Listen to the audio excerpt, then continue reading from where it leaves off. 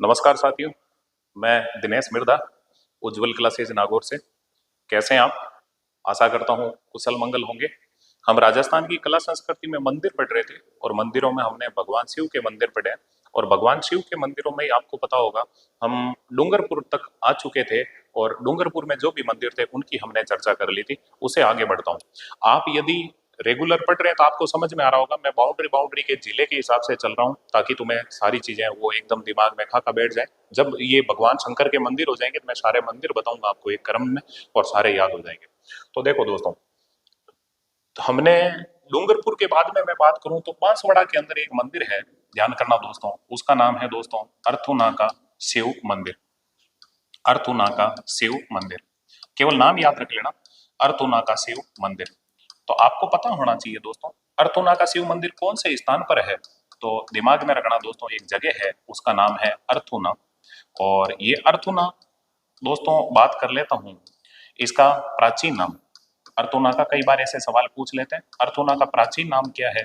तो दिमाग में रखना दोस्तों, इसका प्राचीन नाम है उत्थानक, या उत्थुनक कह सकते हो, उत्थानक कह दो या उत्थुनक कह दो। ये अर्थुना का प्राचीन नाम था। और ये अर्थुना नामक जगह कहाँ है तो आप जानते हो दोस्तों, अर्थुना जगह कहाँ पड़ती है? बांसवाड़ा में। वही बांसवाड़ा जिसे 100 द्वीपों का शहर कहते हैं और राजस्थान में मानसून का प्रवेश द्वार कहते हैं। तो ये बांसवाड़ा आ गया। तो मैं लगे हाथ ही यहाँ बात कर लेता हूँ, इस बांसवाड़ा का अन्य नाम क्या है तो आप आराम से बता सकते हो दोस्तों। इसे क्या कहते हैं? इसे कहते हैं राजस्थान में मानसून का प्रवेश द्वार। राजस्थान में मानसून का प्रवेश द्वार, मानसून का प्रवेश द्वार, प्रवेश द्वार याद रखें। राजस्थान में मानसून का प्रवेश द्वार किसे कहते हैं? बांसवाड़ा को। और इसे क्या कहते हैं? इसे कहते हैं भैया 100 द्वीपों का शहर, 100 द्वीपों का शहर। बस। तो दोस्तों, डूंगरपुर के नीचे आप जानते हो दोस्तों कौन सा जिला आता है? बांसवाड़ा। और बांसवाड़ा के अंदर कौन सा मंदिर है? अर्थुना का शिव मंदिर। हालांकि यहाँ पे अर्थुना एक जगह है, यहाँ पे दोस्तों जैन मंदिर भी है, यहाँ पे दोस्तों भगवान विष्णु के मंदिर भी देखने को मिल जाएंगे। लेकिन याद रखना, अगर पूछ ले अर्थुना के मंदिर कहाँ है तो अर्थुना जगह है वो कहाँ है दोस्तों? बांसवाड़ा। अभी भगवान शिव के मंदिर पढ़ रहे थे, कल हमने डूंगरपुर के पढ़े थे, आज बांसवाड़ा के देख लिए। बांसवाड़ा के बाद में आप जानते हो दोस्तों एक जिला है चित्तौड़गढ़, और उस चित्तौड़गढ़ में जो शिव मंदिर है वो कौन से हैं, मैं उनकी बातें करता हूँ। देखो दोस्तों, चित्तौड़गढ़ में एक है भैया मंगलेश्वर महादेव मंदिर। मंगलेश्वर महादेव मंदिर, मंगलेश्वर महादेव मंदिर। थोड़े थोड़े जोड़ते जाना, देखते जाना। ये जो मंगलेश्वर महादेव मंदिर है, मैं बात करता हूं दोस्तों, मंगलेश्वर महादेव मंदिर कौन से स्थान पर है तो आपको पता होना चाहिए दोस्तों। ये जो मंगलेश्वर महादेव मंदिर है ये कहाँ है? ये है भैया मातृ कुंडिया। एक जगह है भैया मातृ कुंडिया। और आप जानते हो दोस्तों, ये जो मातृ कुंडिया है ये दोस्तों कहाँ पड़ता है? ये पड़ता है भैया रासमी तहसील। और रासमी तहसील कहाँ आ जाएगी दोस्तों? चित्तौड़गढ़ में। ये जो मातृ कुंडिया है, आप जानते हो दोस्तों इस मातृ कुंडिया का अन्य नाम क्या है? तो दिमाग में रखना दोस्तों, इस मातृ कुंडिया को क्या कहते हैं? इसे कहते हैं भैया राजस्थान का हरिद्वार। राजस्थान का हरिद्वार। तो आपके जहन में आना चाहिए इसे राजस्थान का हरिद्वार क्यों कहते हैं। तो ध्यान करना दोस्तों, इस मातृ कुंडिया की कोई विशेष बात क्या है तो दिमाग में रखना दोस्तों, यहाँ यहाँ यहाँ हरिद्वार की तरह, हरिद्वार की तरह, हरिद्वार की तरह लक्ष्मण झूला लगा हुआ है। लक्ष्मण झूला लगा हुआ है। लक्ष्मण झूला लगा हुआ है। लक्ष्मण झूला लगा हुआ है। जैसे दोस्तों हरिद्वार में लक्ष्मण झूला लगा हुआ है, वैसे के वैसे मातृ कुंडिया में भी लक्ष्मण झूला लगा हुआ है। इसी कारण मातृ कुंडिया को क्या कहते हैं दोस्तों? राजस्थान का हरिद्वार। हरिद्वार में भी अस्थियों का विसर्जन होता है। और उधर के दोस्तों मेवाड़ साइड के लोग हैं, इस मातृ कुंडिया के अंदर दोस्तों अपने बुजुर्गों की अस्थियों का विसर्जन करते हैं। इसी कारण मातृ कुंडिया को क्या कहते हैं? राजस्थान का हरिद्वार। वागड़ का हरिद्वार किसे कहते हैं? बेणेश्वर धाम। बेणेश्वर धाम को वागड़ का हरिद्वार कहते हैं, आप भली भांति जानते हैं। तो हम महादेव जी के मंदिर पढ़ रहे हैं और महादेव जी के मंदिरों में हम पर्टिकुलर जिले के हिसाब से चल रहे हैं। अभी हम चित्तौड़गढ़ जिले का एक महादेव जी का मंदिर देखा, इससे पहले हमने बांसवाड़ा के अंदर ध्यान कर लिया दोस्तों, पीछे आप देख सकते हो ये बांसवाड़ा के अंदर देखा ये। अभी मैं बात कर रहा हूँ दोस्तों, हल्का सा देखें, चित्तौड़ में एक महादेव जी का मंदिर देखा है जिसका नाम क्या है? मंगलेश्वर महादेव मंदिर। इसी चित्तौड़ में दोस्तों और कौन से महादेव जी हैं, मैं उनकी बात करता हूं। तो देखने का प्रयास करें दोस्तों। यहां पे है भैया शमीदेश्वर महादेव मंदिर, शमीदेश्वर महादेव मंदिर।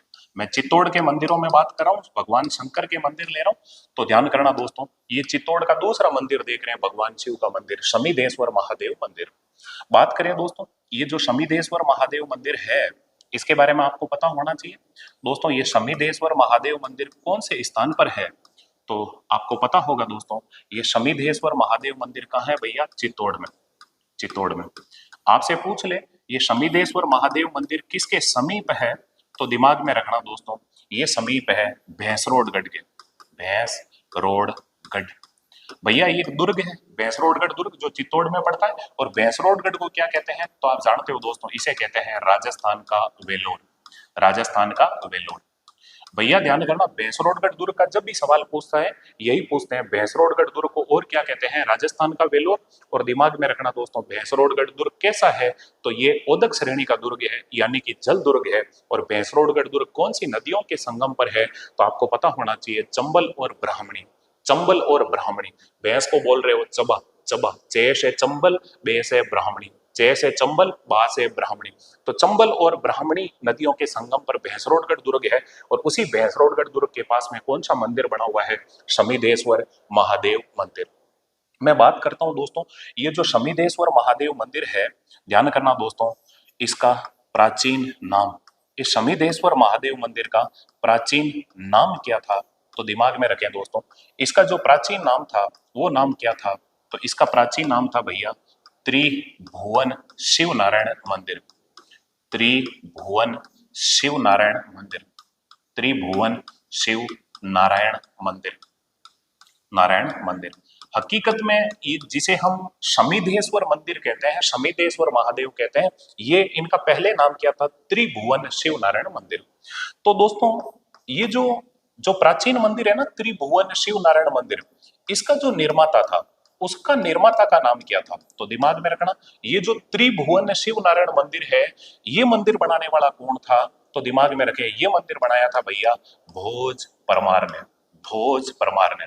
दोस्तों मालवा का एक राजा था मुंज परमार, और उस मुंज परमार ने, आपको पता होगा, मेवाड़ के अंदर चित्तौड़ का राजा था शक्ति कुमार, उस शक्ति कुमार पे आक्रमण किया, शक्ति कुमार से चित्तौड़ दुर्ग को जीता। और चित्तौड़ दुर्ग दोस्तों उसी मुंज परमार ने अपने भतीजे भोज परमार को सुपुर्द किया। इसी भोज परमार ने दोस्तों चित्तौड़ में भोज सागर तालाब बनाया और दोस्तों त्रिभुवन शिव नारायण मंदिर बनाया। यही त्रिभुवन शिव नारायण मंदिर अभी वर्तमान में क्या कहलाता है, तो आप जानते हो दोस्तों, शमीदेश्वर महादेव मंदिर। लेकिन ध्यान करना दोस्तों, ये जो शमीदेश्वर महादेव मंदिर है, मैं बात करता हूं इसकी, तो आपसे पूछ ले दोस्तों, इसका जीर्णोद्धार किसने करवाया? ये जैसे ही जीर्ण शीर्ण हो गया, तो इसका वापिस उद्धार किसने करवाया, तो वो करवाया भैया महाराणा मोकल ने। महाराणा मोकल। आप जानते हो दोस्तों, हमारे भाणु जी थे मारवाड़ के, कैसे थे, तो इनके पिता का नाम क्या था? लाखा, और इनकी मम्मी का नाम क्या था? हंसाबाई। हंसाबाई कहाँ की थी? मारवाड़ की। और मारवाड़ का राजा था रणमल राठौड़, उनकी बहन थी। दोस्तों हंसाबाई का ब्याह किससे हुआ था? मेवाड़ के महाराणा लाखा से, और उन्हीं की एक संतान थी जिसका नाम क्या है दोस्तों? महाराणा मोकल। महाराणा मोकल ने दोस्तों ये जो शमीदेश्वर महादेव मंदिर है, दोस्तों ध्यान करना, पहले ये क्या कहलाता था? त्रिभुवन शिव नारायण मंदिर। और त्रिभुवन शिव नारायण मंदिर बनाया किसने था? भोज परमार ने। ये भोज परमार कौन है? मालवा का राजा था मुंज परमार, उसी का भतीजा था, और उसने ये मंदिर बनाया था। लेकिन इसका जीर्णोद्धार किसने करवाया? महाराणा मोकल ने। सबके सब जुड़ने का प्रयास करना।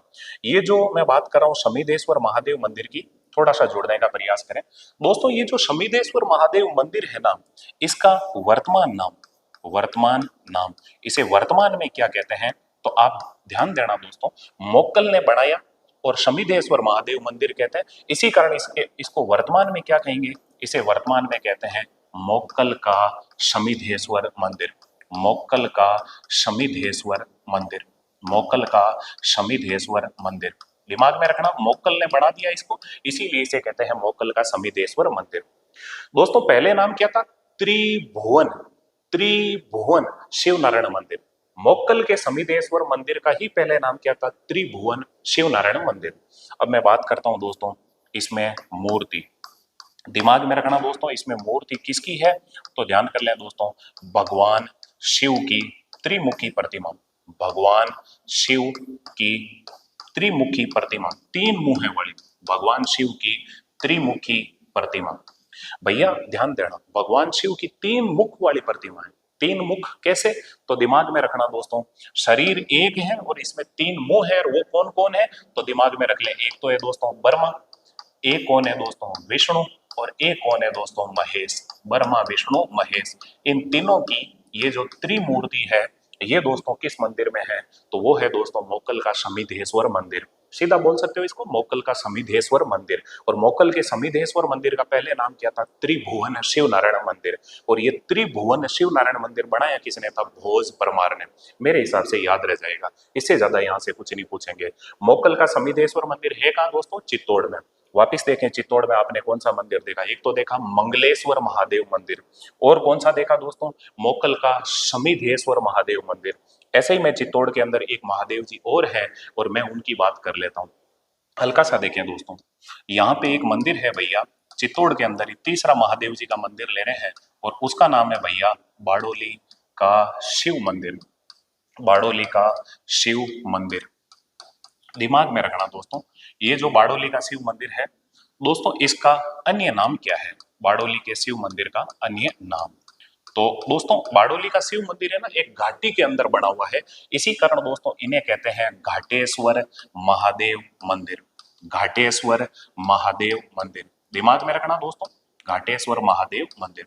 बारडोली का शिव मंदिर एक घाटी में बना हुआ है, इसी कारण इन्हें क्या कहते हैं? घाटेश्वर महादेव मंदिर। ये बारडोली का शिव मंदिर की बात करता हूँ, कौन से स्थान पर बना हुआ है तो उस जगह का नाम ही क्या है दोस्तों? बारडोली। और ये बारडोली जगह कहाँ पड़ती है? चित्तौड़ में।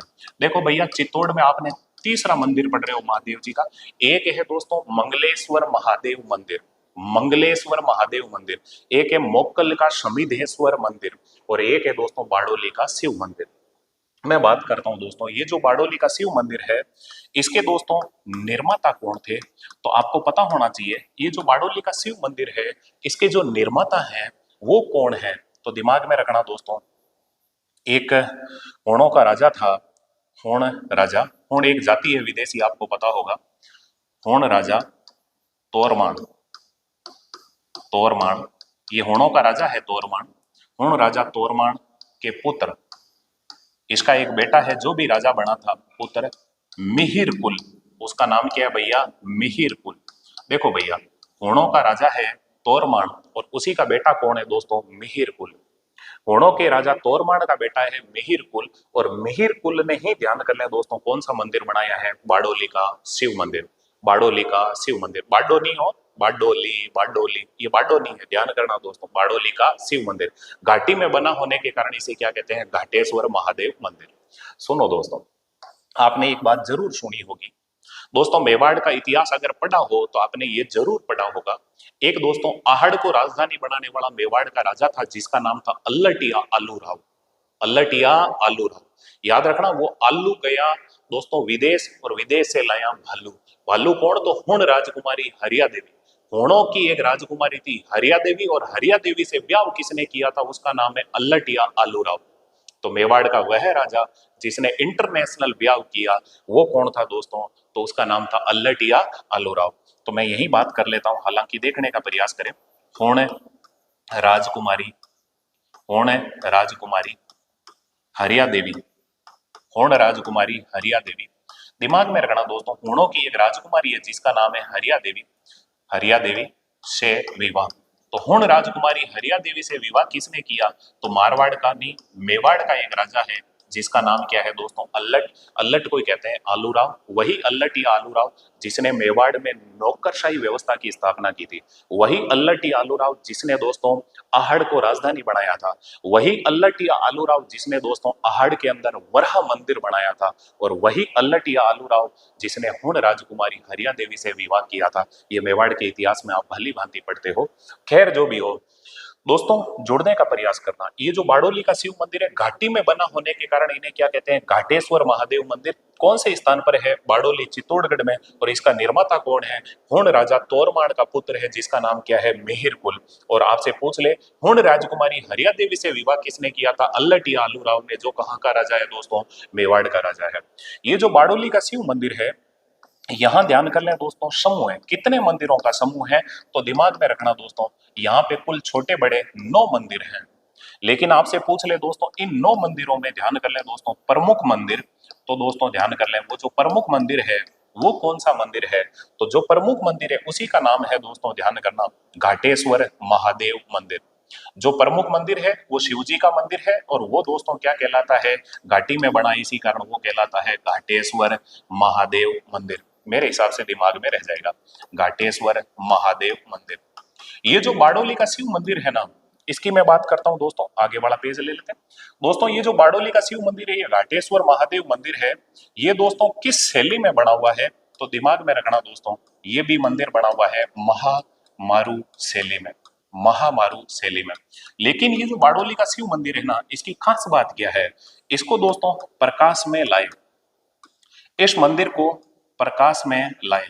इस मंदिर को प्रकाश में लाने वाले व्यक्ति कौन है, प्रकाश में लाए, तो दिमाग में रखना दोस्तों, इस मंदिर को प्रकाश में लाए कब, तो आप जानते हो दोस्तों 1821 ईस्वी के अंदर। और इस मंदिर को प्रकाश में लाने वाले व्यक्ति कौन है, तो उनका नाम है भैया कर्नल जेम्स टोड। वही कर्नल जेम्स टोड जो दोस्तों घोड़े पे बैठ के संपूर्ण मेवाड़ में घूमते थे, इन्हें क्या कहते हैं, घोड़े वाला बाबा। और इन्हें क्या कहते हैं, राजस्थान के इतिहास का पितामह, राजस्थान के इतिहास का जनक, जिन्होंने किताब लिखी है annals and antiquities of Rajasthan. खैर जो भी हो, अभी हम दोस्तों ध्यान करना, भोलेनाथ जी के मंदिर पढ़ रहे हैं, भगवान शिव के मंदिर पढ़ रहे हैं, और चित्तौड़ में हमने ध्यान कर लिया दोस्तों 3 शिव जी के मंदिर देखे। एक देखा है मंगलेश्वर महादेव मंदिर, जो कहाँ है, मातृकुंडिया, मातृकुंडिया जो कहाँ पड़ता है, रासमी तहसील चित्तौड़ में। मातृकुंडिया का अन्य नाम क्या है, राजस्थान का हरिद्वार। इसे राजस्थान का हरिद्वार क्यों कहते हैं मातृकुंडिया को, क्योंकि जैसे हरिद्वार में लक्ष्मण झूला लगा हुआ है, वैसा का वैसा ही ध्यान कर लें दोस्तों, मातृकुंडिया, माँ कुंडे में बिठा के लक्ष्मण जी को झूला दे रही है, मातृकुंडिया, मातृकुंडिया, मातृकुंडिया में ध्यान कर लें दोस्तों, लक्ष्मण झूला होने के कारण इसे क्या कहते हैं, राजस्थान का हरिद्वार। दिमाग में रखना, माँ कुंडे में बैठ के और झूला दे रही है, और ध्यान कर लें दोस्तों, ओम मंगलम मंगलम, ध्यान कर लें दोस्तों, मंगलेश्वर महादेव को याद कर रही है। याद रख लें, कैसे करके याद रख लें, तो ये चित्तौड़ में हो गया दोस्तों मंगलेश्वर महादेव मंदिर। इसके बाद में देखो दोस्तों, मोक्कल का समीधेश्वर मंदिर, जिसका पहले नाम क्या था, त्रिभुवन शिव नारायण मंदिर, बनाया किसने था, भोज परमार ने, लेकिन इसकी मरम्मत किसने करवाई थी, महाराणा मोक्कल ने। अब मैं इतिहास में नहीं जाऊंगा क्योंकि तुम्हें ज्यादा फिर वो वीडियो लगेंगे। हालांकि सुन ले, मैं इतना आपको स्पष्ट कह दूं कि मेरे इस मंदिर मंदिर में आपको वीडियो तो ज्यादा लग रहे हैं, लेकिन है जैसे आधे आधे घंटे के, लेकिन दिमाग में एक चीज ये रख लेना कि मेरे मंदिरों के अंदर अंदर में ध्यान कर ले दोस्तों, 50 टॉपिकों की मैं बातें कर लेता हूँ साथ में। इतना आपसे प्रॉमिस करता हूँ, शायद ये जो सीईटी के एग्जाम होंगे तब तक मेरे से ज्यादा तो टॉपिक नहीं होंगे, 2-3 टॉपिक कराऊंगा, लेकिन 2-3 टॉपिकों को मैं गारंटी के साथ कहता हूँ आपके 10-15 क्वेश्चन आ जाएंगे, चाहे वो कैसे आए घूम फिर के। तो जुड़ना सब के सब, देखने का प्रयास करना। देखो चित्तौड़ में हम पढ़ रहे हैं दोस्तों, एक तो पढ़ा मोकल का समीधेश्वर मंदिर, इससे पहले पढ़ा मंगलेश्वर महादेव मंदिर, और एक हमने पढ़ा है दोस्तों बारडोली का शिव मंदिर। मेरे हिसाब से दिमाग में रह जाएगा, बारडोली का शिव मंदिर घाटी में बना होने के कारण इसे क्या कहते हैं, घाटेश्वर महादेव मंदिर। और बनाया किसने था, तो हुणों में एक राजा हुआ था जिसका नाम था मिहिरपुर, जो तोरमाण का बेटा था। तो ऐसे ही हुण राजकुमारी हरिया देवी से विवाह किसने किया, तो वो कौन है दोस्तों, मेवाड़ का एक राजा है जिसका नाम क्या है, अल्लटिया आलूराव। और दोस्तों इन मंदिरों में प्रमुख मंदिर कौन सा है, तो घाटेश्वर महादेव मंदिर, जो भगवान शिव का मंदिर है। मेरे हिसाब से दिमाग में रह जाएगा। अब मैं बात कर लेता हूं, हल्का सा जुड़ने का प्रयास करें, देखने का प्रयास करें दोस्तों। हम बाड़मेर से स्टार्ट हुए थे, बाड़मेर, बालोतरा, सांचौर, जालोर, फिर सिरोही, पाली, फिर दोस्तों उदयपुर, उदयपुर से नीचे आ गए दोस्तों डूंगरपुर, बांसवाड़ा और चित्तौड़। चित्तौड़ को 2 भागों में तोड़ने वाला एक जिला है भीलवाड़ा। तो मैं उस भीलवाड़ा के अंदर जो महादेव जी है, मैं उन्हीं की बात करता हूँ। वापिस देखें, भीलवाड़ा में नंबर 1 ही लगाऊंगा। तो दिमाग में रखना दोस्तों, यहाँ पे जो महादेव जी है उनका नाम है दोस्तों तिलस्वां महादेव मंदिर, तिलस्वां महादेव मंदिर। थोड़ा सा जोड़ना, तिलस्वां महादेव मंदिर, तिलस्वां महादेव मंदिर। भैया वैसे गाना सुना होगा, बिलवाड़ा मिलगी रे, जानूड़ी मिलगी रे। जानूड़ी बिलवाड़ा क्योंकि तिल का लाडू खाऊंगा, तिलस्वां तिलस्वां तिलस्वां महादेव मंदिर। दिमाग में रखें, ये जो तिलस्वां महादेव मंदिर है, ये दोस्तों कौन से स्थान पर है, तो आपको पता होना चाहिए दोस्तों, ये पड़ता है भीलवाड़ा में। जैसे ही नाम आ गया भीलवाड़ा का, तो मेरे से रहा नहीं जाए, हल्का सा देखें दोस्तों, भीलवाड़ा के अन्य नाम, इस भीलवाड़ा को और क्या कहते हैं, तो आप जानते हो दोस्तों, भीलवाड़ा को कहते हैं वस्त्र नगरी, वस्त्र नगरी, या अंग्रेजी में कहोगे तो इसे कहते हैं भैया textile city, textile tile city, textile city. दिमाग में रखें दोस्तों, भीलवाड़ा को कहते हैं वस्त्र नगरी या टेक्सटाइल सिटी। और भीलवाड़ा को क्या कहते हैं, तो भीलवाड़ा को कहते हैं भैया अब्रक नगरी। अब्रक नगरी, अब्रक नगरी। अदरक नहीं हो, तुम्हारे दिमाग मारा होगा चाय वाली अदरक, अदरक नहीं है ये, अब्रक है। अब्रक वही जो तुम ध्यान कर लें किताबों के अंदर रखते थे, चमकने वाली चीज, जिसे हम कहते थे विद्या। हम नहीं कहते थे वो, छोरे वोरे बिल्कुल ही नहीं रखते थे, इसीलिए तो छोरों को विद्या नहीं आती। ये विद्या कौन रखती थी, विद्या ही रखती थी, छोरियां ही रखती थी अपनी कॉपियों के अंदर चमकने वाली चीजें। खैर जो भी हो, हम छोरों की तो ये कंडीशन थी, हमारे तो ध्यान कर लें जो थैला होता था, कॉपी एक तरफ पर, किताबें एक तरफ पर, दोस्तों टिप्पण कहीं ऐसे ही बिखेरा हुआ होता था। नहीं तो ध्यान कर ले, लड़कियां बैग को बढ़िया तरीके से जमा के रखती थी, और दोस्तों किताबों के अंदर विद्या वगैरह और वो सारी चीजें रखती। तो जो व्हाइट व्हाइट चमकने वाली चीजें होती थी जिन्हें हम विद्या कहते थे, वही क्या है, अब्रक। तो सुनो, याद कैसे रहेगा, देखो गाना सुना है ना, बिलवड़ा मिलगी रे, जानूड़ी मिलगी रे। जानूड़ी कहीं काम की भी, कपड़ा ले उन्हें, और कहीं काम की भी, अदरक ले उन्हें। और नहीं याद रहे तो सुन लें दोस्तों, इस भीलवाड़ा को क्या कहते हैं, इसे कहते हैं दोस्तों तालाबों की नगरी। तालाबों की नगरी, तालाबों की नगरी। और दोस्तों इसे क्या कहते हैं, जहां तालाब है तो फिर दोस्तों बांध भी होंगे, तो इसे कहते हैं दोस्तों बांधों की नगरी। तालाबों की नगरी और बांधों की नगरी, मेरे हिसाब से दिमाग में रह जाएगा। भीलवाड़ा आ गया, इसीलिए मैंने नाम बता दिए। जब भी कोई नया जिला आता है तो मैं उसके नाम जरूर बताता हूँ। तो सुनो दोस्तों, ये जो तिलस्मा महादेव मंदिर है, दिमाग में इतना ही रखना है, तिलस्मा महादेव मंदिर है कहाँ, भीलवाड़ा। वही गाना याद रखना, भीलवाड़ा मिलगी रे, जानोड़ी मिलगी रे। जानोड़ी काहे काम की भी, तिल का लाडू खाऊंगे, तिलस्मा महादेव मंदिर।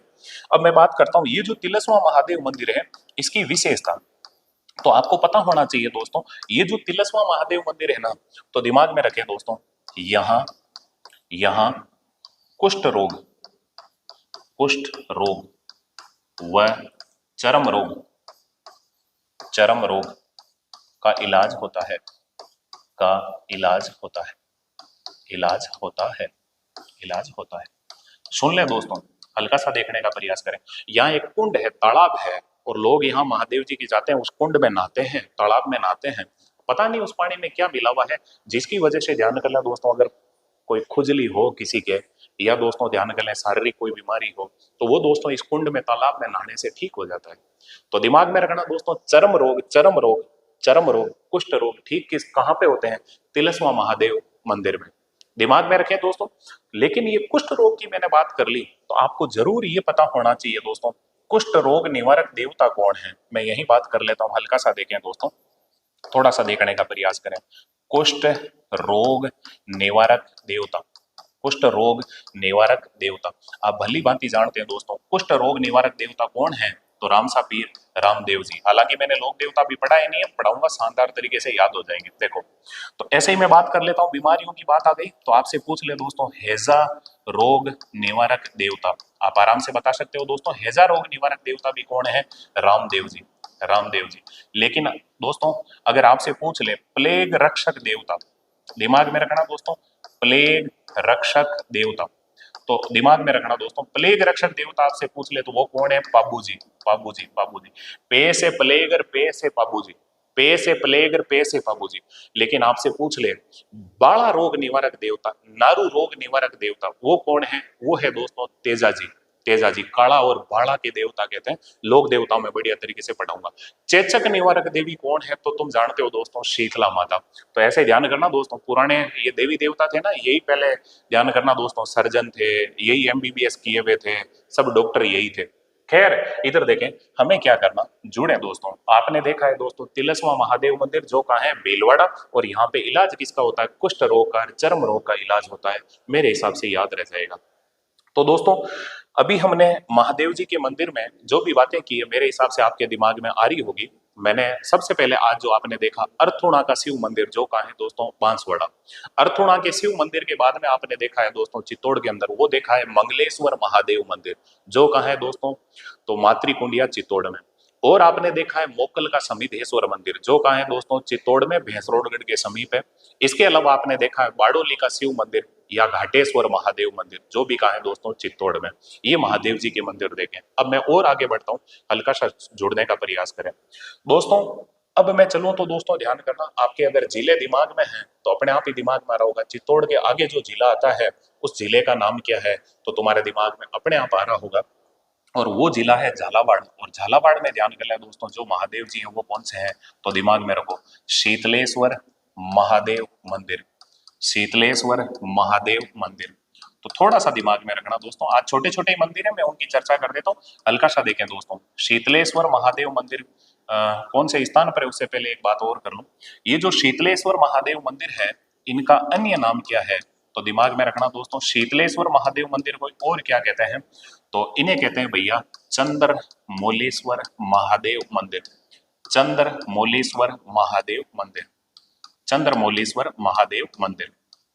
ठीक है दोस्तों, अगर आपसे पूछ ले शीतलेश्वर महादेव मंदिर या चंद्रमौलेश्वर महादेव मंदिर कौन से स्थान पर है, तो दिमाग में रखना दोस्तों, शीतलेश्वर महादेव मंदिर है भैया झालरा पाटन। और आप जानते हो दोस्तों, ये जो झालरा पाटन जगह है, ये कहाँ पड़ती है, ये पड़ती है भैया झालावाड़ में। जैसे ही नाम आया झालरा पाटन का, तो आपके जरूर दिमाग में आना चाहिए झालरा पाटन का अन्य नाम क्या है, तो आप जानते हो दोस्तों, झालरा पाटन को कहते हैं भैया घंटियों वाला शहर, घंटियों वाला शहर, घंटियों वाला शहर, घंटियों वाला शहर। दिमाग में रखना दोस्तों, झालरा पाटन वही जहां वसुंधरा राज्य का निर्वाचन क्षेत्र है, और झालरा पाटन का अन्य नाम क्या है दोस्तों, घंटियों वाला शहर। देखो दोस्तों, कोई आए कोई घंटी बजाए, दिमाग में रखना झालरा पाटन। ये जो झालरा पाटन है, यहाँ पे ध्यान करना दोस्तों, आपने और क्या क्या चीजें देखी है, तो दिमाग में रखना दोस्तों, इसी झालरा पाटन में आपको पता होगा पशु मेले भरते हैं, पशु मेले एक वर्ष में एक स्थान पर सर्वाधिक पशु मेले भरते हैं, वो स्थान कौन सा है, झालरा पाटन। यहाँ 6-6 महीने के अंतराल से एक वर्ष में 2 पशु मेले भरते हैं, उसका नाम क्या है, एक का नाम है दोस्तों चंद्रभागा पशु मेला, और दूसरे का नाम क्या है दोस्तों, गोमती सागर पशु मेला, गोमती सागर पशु मेला। आगे भी मैंने चर्चा कर रखी है, मेरे हिसाब से दिमाग में होगा। चंद्रभागा किसको लेके, गोमती को लेके, चंद्रभागा किसको लेके, गोमती को लेके। तो चंद्रभागा पशु मेला और गोमती सागर पशु मेला कहाँ बढ़ता है भैया, झालरा पाटन। झालरा पाटन को क्या कहते हैं, घंटियों वाला शहर। आप जानते हो दोस्तों, ये जो झालरा पाटन है, यहाँ दोस्तों और मंदिर कौन सा है, एक तो है ही चंद्रमौलेश्वर महादेव मंदिर या शीतलेश्वर महादेव मंदिर, लेकिन इसके अलावा यहाँ पे कौन सा मंदिर है, तो तुमने पहले पढ़ रखा है दोस्तों, यहाँ मंदिर है भैया 7 सहेलियों का मंदिर, 7 सहेलियों का मंदिर। और तुम भली भांति जानते हो, अगर तुमने सही रेगुलर तुम पढ़ रहे हो, तो तुम्हें पता होगा ये मूलतः सूर्य मंदिर है, जिसमें सूर्य भगवान को घुटनों तक जूते पहने हुए मूर्ति स्थापित कर रखी है। ये जो 7 सहेलियों का मंदिर है ना, इसको दोस्तों पद्मनाभ मंदिर भी कहते हैं। और ध्यान कर लें दोस्तों, इसको कर्नल जेम्स टोड ने 4 भुजानाथ का मंदिर भी कहा था। मेरे हिसाब से दिमाग में रह रहा होगा 7 सहेलियों का मंदिर। यही मैंने आपको अन्य सूर्य मंदिर भी बताए थे, आपको पता होगा। एक तो है भैया कोणार्क की तर्ज पे सूर्य मंदिर, जो कहाँ है दोस्तों, ओसियां जोधपुर के अंदर। कोणार्क के सूर्य मंदिर की तर्ज पे ही ध्यान कर ले दोस्तों, ओसियां का सूर्य मंदिर है। ऐसे ही आपने पढ़ा था दोस्तों बुड्ढा दीत का सूर्य मंदिर, जो कहाँ था दोस्तों, कोटा के अंदर। मेरे हिसाब से दिमाग में आ रहा होगा, सूर्य मंदिर देखना, मैंने जहां पढ़ाए आपको जैन मंदिरों में पढ़ाए थे, दिमाग में रखना। और मैं बात कर लूं, ये 7 सहेलियों का मंदिर तो है झालरा पाटन झालावाड़ में, लेकिन आपसे पूछ ले सहेलियों की बाड़ी कहाँ है, तो वो है दोस्तों उदयपुर के अंदर। और ध्यान कर लें, सहेलियों की बाड़ी बनाई किसने थी, तो संग्राम सिंह सेकंड ने। जब सहेलियां आपस में इकट्ठी हो जाए, उन्हें कंट्रोल करने वाला नहीं हो, तो सहेलियां आपस में क्या मचाती है, संग्राम। तुम कभी देखना 5-7 सहेलियों को भेड़ी होने दो, और तुम वहां रुको मत, कहीं बाहर चले जाओ, वापिस आओगे ना, एक दूसरे की चोटी पकड़ी हुई रही, एक दूसरे के गुत्थम गुत्था, है ना, ध्यान कर ले दोस्तों, डुक्का मेलते हुए आएगी। बिल्कुल भाई, ऐसा ही होता है। ये तो ठीक है दोस्तों, इनको कोई कंट्रोल करने वाला है तब तक ये कंट्रोल में, नहीं तो ध्यान कर ले दोस्तों, एक दूसरे के डुक्का मेले। डुक्का वो मारवाड़ी का शब्द है, मुक्का नहीं, मुक्के में वो मजा नहीं है जो डुक्के में मजा है। खैर, जुड़ने का प्रयास करना। हम पढ़ रहे हैं दोस्तों, ध्यान कर ले, महादेव जी के मंदिर, और इनमें हमने देखा है दोस्तों शीतलेश्वर महादेव मंदिर, जिसे क्या कहते हैं, चंद्रमौलेश्वर महादेव मंदिर। और चंद्रमौलेश्वर महादेव मंदिर है कहाँ दोस्तों, झालरा पाटन, जो कहाँ है, झालावाड़ में। इसी शीतलेश्वर महादेव मंदिर की मैं विशेषता लिखा देता हूँ, हल्का सा दिमाग में रखना दोस्तों। तो यह है राजस्थान, यह राजस्थान में तिथि अंकित, तिथि अंकित या समय अंकित, राजस्थान में तिथि अंकित सबसे प्राचीन मंदिर है, प्राचीन मंदिर है, प्राचीन मंदिर है। दिमाग में रखना दोस्तों, राजस्थान में तिथि अंकित या समय अंकित सबसे प्राचीन मंदिर है, उसका नाम क्या है? शीतलेश्वर महादेव मंदिर, जिसे और क्या कहते हैं? चंद्रमौलीश्वर महादेव मंदिर। आप मुझे कमेंट बॉक्स में ये लिख के बताना इस मंदिर पे कौन सा विक्रम संवत लिखा हुआ है। भैया हाँ, पुराने मंदिर बहुत हैं राजस्थान में, बहुत पुराने पुराने मंदिर हैं, लेकिन जो पुराने मंदिर है उन पे तिथियां नहीं लिखी हुई। तिथि लिखे हुए जो भी मंदिर है उनमें, या डेट लिखे हुए जो भी मंदिर है उनमें सबसे पुराना मंदिर कौन सा है दोस्तों? शीतलेश्वर महादेव मंदिर, जिसे और क्या कहते हैं? चंद्रमौलीश्वर महादेव मंदिर, जो कहाँ है दोस्तों? झालावाड़। यानी कि हम हाड़ौती क्षेत्र के मंदिर पढ़ रहे हैं, तो हाड़ौती क्षेत्र के मंदिरों में ही अब मैं आऊंगा दोस्तों। कोटा में जो भगवान शिव के मंदिर है, मैं उनकी फटाफट चर्चा कर लेता हूँ, देखने का प्रयास करें। एक मंदिर है भैया, ध्यान देना दोस्तों, गेपरनाथ, गेपरनाथ महादेव मंदिर, गेपरनाथ महादेव मंदिर। तो दिमाग में रखना दोस्तों, ये जो गेपरनाथ महादेव मंदिर है, ये दोस्तों कौन से स्थान पर है?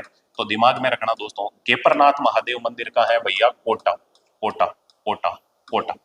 तो सुनो दोस्तों, ये जो कोटा आ गया, तो आपको पता होना चाहिए दोस्तों इस कोटा के अन्य नाम, इस कोटा को और क्या कहते हैं? तो तुम्हें पता होना चाहिए दोस्तों, कोटा को एक तो कहते हैं दोस्तों राजस्थान का कानपुर, राजस्थान का कानपुर, राजस्थान का कानपुर। लेकिन आपसे वही पूछ ले, राजस्थान का नागपुर किसे कहते हैं? राजस्थान का नागपुर। तो दिमाग में रखना दोस्तों, राजस्थान का नागपुर कहते हैं भैया झालावाड़ को। सुनो दोस्तों, झालावाड़ को नागपुर क्यों कहते हैं? नागपुर जगह महाराष्ट्र में, वहां के संतरे प्रसिद्ध हैं, संतरे अच्छी किस्म के होते हैं। वैसे ही हमारे झालावाड़ में भी दोस्तों संतरे अच्छी किस्म के होते हैं, इसी कारण झालावाड़ को दोस्तों क्या कहते हैं?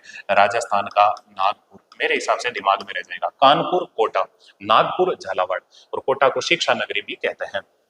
अब मैं बात करता हूं दोस्तों, ये जो गेपरनाथ महादेव मंदिर है, तो तुम्हें पता होना चाहिए इस मंदिर की विशेषता। तो दिमाग में रखें दोस्तों, हल्का सा देखने का प्रयास करें दोस्तों।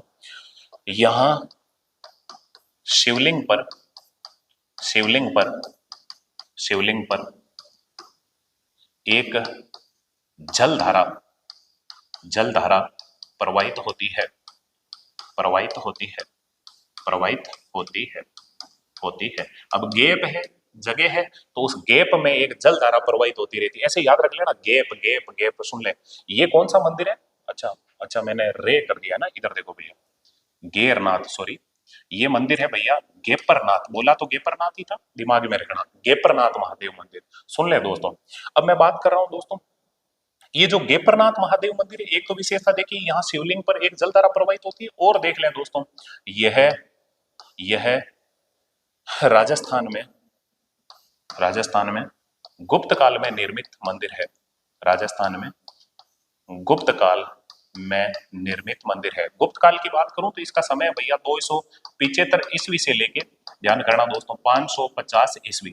आप जानते हो दोस्तों, गुप्त काल में बहुत सारे राजा हुए, मौखिक लिए बता दूं दोस्तों, संस्थापक कौन था? श्रीगुप्त, उसके बाद में राजा आया घटोत्कच, उसके बाद में आया चंद्रगुप्त प्रथम, जिसे गुप्त काल का वास्तविक संस्थापक कहते हैं, उसके बाद में आया समुद्रगुप्त, उसके बाद में आया चंद्रगुप्त द्वितीय विक्रमादित्य, विक्रमादित्य इसकी उपाधि थी। वही चंद्रगुप्त द्वितीय विक्रमादित्य जिसने दोस्तों दिल्ली के अंदर मेहरौली लोहे स्तंभ की स्थापना की थी, वही चंद्रगुप्त विक्रमादित्य जिसके दरबार में 9 विद्वानों की एक मंडली रहती थी, जिसमें शामिल कौन था? कालिदास। अभी ज्यादा बात नहीं कर रहा, और ध्यान कर ले दोस्तों, चंद्रगुप्त द्वितीय के बाद में आया था कुमारगुप्त, वही कुमारगुप्त जिसने दोस्तों ध्यान कर ले बिहार के अंदर नालंदा विश्वविद्यालय की स्थापना की थी, वही नालंदा विश्वविद्यालय जिसे दोस्तों ऑक्सफोर्ड ऑफ महायान कहते हैं, और भारत का सबसे प्राचीन विश्वविद्यालय था जिसका नाम क्या था? नालंदा विश्वविद्यालय। और कुमारगुप्त के बाद में आया था स्कंदगुप्त। ये इंडियन हिस्ट्री की बात है, अभी मैं चर्चा नहीं कर रहा, थोड़ी थोड़ी बातें ऐसे ही बोल दी, कुछ कानों में शब्द जाए तो जिस दिन पढ़ोगे उस दिन दिक्कत नहीं करेगी। तो ये अभी हमने देखा है दोस्तों गेपरनाथ महादेव मंदिर। हम कोटा में आ चुके हैं, ये कोटा का पहला मंदिर देखा आपने महादेव जी का, गेपरनाथ महादेव मंदिर, मेरे हिसाब से याद रह जाएगा। एक चीज और बता दूं, ये गुप्त काल आई गया ना, तो सुन ले, भारतीय इतिहास का स्वर्ण काल, ध्यान कर ले दोस्तों, कहलाता है गुप्त काल। क्यों? क्योंकि सुन ले दोस्तों, भारत में चहुमुखी विकास हुआ था गुप्त काल में। आप शिक्षा का ले लो, साहित्य का ले लो, आप विज्ञान का ले लो, हर प्रकार का विकास हुआ था दोस्तों यहाँ गुप्त काल में। इसी कारण गुप्त काल को कहते हैं भारतीय इतिहास का स्वर्ण काल। एक चीज और बता दूं दोस्तों, भारत में मंदिर निर्माण की शुरुआत भी दोस्तों गुप्त काल से मानी जाती है। और दोस्तों सुन लें, जैसे संस्कृत का स्वर्ण काल पूछ ले तो वो भी कौन सा काल होगा? गुप्त काल। लेकिन आपसे पूछ ले हिंदी साहित्य का स्वर्ण काल तो वो होगा अकबर का काल। आपसे पूछ ले भारत में चित्रकला का स्वर्ण काल तो वो होगा जहांगीर का काल। आपसे पूछ ले दोस्तों स्थापत्य कला का स्वर्ण काल, भारत में स्थापत्य कला का स्वर्ण काल तो वो होगा शाहजहां का काल। लेकिन राजस्थान में स्थापत्य कला का स्वर्ण काल तो वो होगा महाराणा कुंभा का काल। क्यों होगा? तो कवि राजा श्यामल दास ने अपनी किताब वीर विनोद में लिखा है कि मेवाड़ में 84 दुर्ग थे और जिनमें से 32 दुर्गों का निर्माण अकेले कुंभा ने करवाया। खैर जो भी हो, ये बोलता हूं ना, ये बहुत काम की चीजें, सुना करो आप। मैं बोलता बहुत ज्यादा हूँ, लिखाता बहुत कम हूँ। थोड़ा सा देखने का प्रयास करें, और जब वो जगह आएगी तो वहां तो लिखाऊंगा ही लिखाऊंगा, जुड़े। तो आपने दोस्तों कोटा के मंदिरों में देखा है दोस्तों, गेपरनाथ महादेव मंदिर, गेपरनाथ महादेव मंदिर, एक महादेव जी हो गए कोटा में। और बात करूं दोस्तों यहीं पे और कौन सा है, तो हल्का सा देखने का प्रयास करना दोस्तों। यहाँ पे है दोस्तों, दोस्तों एक है भीम चोरी का शिवालय, भीम चोरी का शिवालय, भीम चोरी का शिवालय, भीम चोरी का शिवालय, भीम चोरी का शिवालय। दोस्तों ये भी कहाँ, तो आपको पता होना चाहिए भीम चोरी का जो शिवालय है वो कहाँ है दोस्तों? कोटा। ध्यान कर लें दोस्तों, और इसकी विशेषता लिखो तो दिमाग में रखना दोस्तों।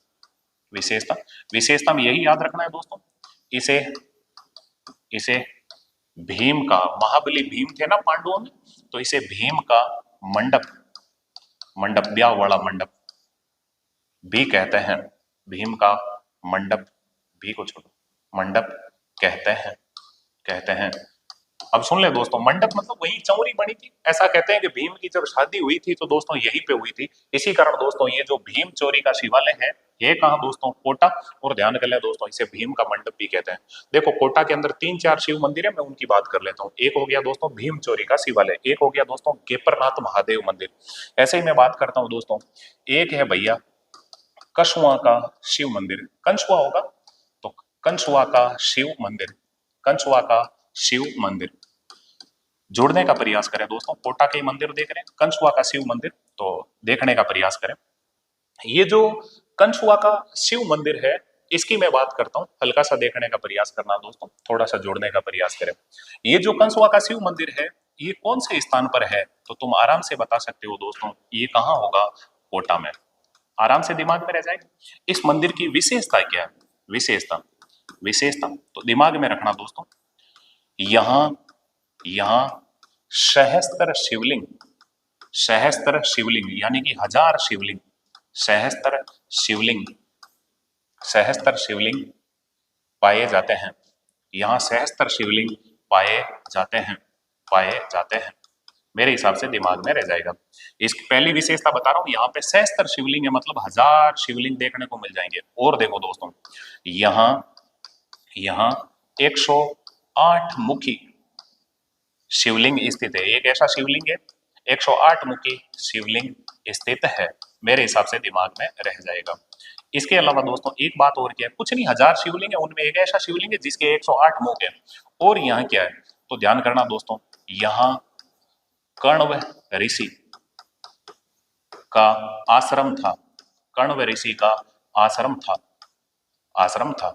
तो दिमाग में रखना वह कौन सा मंदिर है जहां पे पहले कण्व ऋषि का आश्रम था, तो वो देखो के से कण्व ऋषि, के से कंसुआ। और एक बात कर लेता हूं दोस्तों, हल्का सा देखने का प्रयास करें तो इस मंदिर में, इस मंदिर में, इस मंदिर में भैरव की आदमकद प्रतिमा स्थित है। भैरव की आदमकद, आदमकद प्रतिमा स्थित है, आदमकद प्रतिमा स्थित है, प्रतिमा स्थित है। सुन ले दोस्तों, दोस्तों भैरव की आदमकद प्रतिमा आपसे पूछ ले तो वो कौन सा है दोस्तों? कंसुआ का शिव मंदिर। ऐसे ही दिमाग में रखना दोस्तों, आमेर के कछावा वंश का एक राजा जिसका दोस्तों आदमकद भित्ति चित्र बना हुआ, उसका नाम क्या है? ईश्वरी सिंह।